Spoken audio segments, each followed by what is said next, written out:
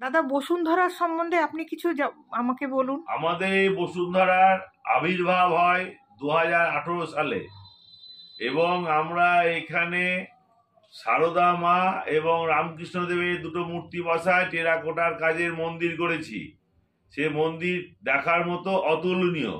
এখানে প্রতি রবিবার খুবই দুস্থ লোকদের 200 লোক টিকিটের মাধ্যমে, কোনো পয়সা এখানে ব্যাপার নাই, আমরা হেড ওয়াইজ টিকিট বিলি করি সকালে, পরের দিন ওরা ওই টিকিট দেখিয়ে খেয়ে যায় বিনা পয়সায়, কোনো পয়সা খরচ নাই, এবং কাউরি জামা নাই, কাপড় নাই, প্যান্ট নাই, কম্বল নাই, জুতো নাই, এগুলো আমরা প্রতি রবিবার দান করি।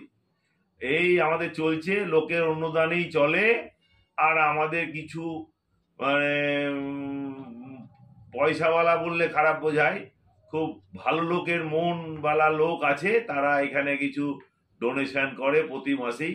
সে ডোনেশনটা হাজারে না, লাখে টাকার ডোনেশন করে।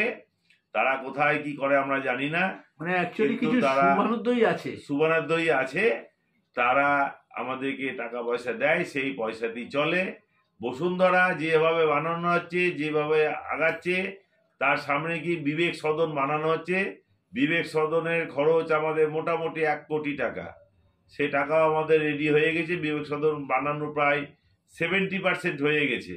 বিবেক থেকে বিবেকানন্দ এই যে পরিক্রমা করাবো, সে লাইট অ্যান্ড সাউন্ডের চিকাগোর বক্তৃতা, লাইট অ্যান্ড সাউন্ডের মধ্যে দিয়ে আমাদের এটা চালু হবে।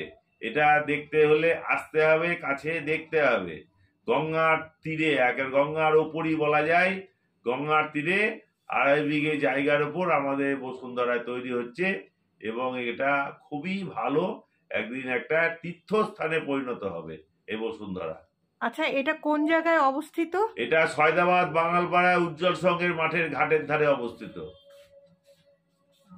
আচ্ছা, ঠিক আছে, নমস্কার, ধন্যবাদ। ধন্যবাদ।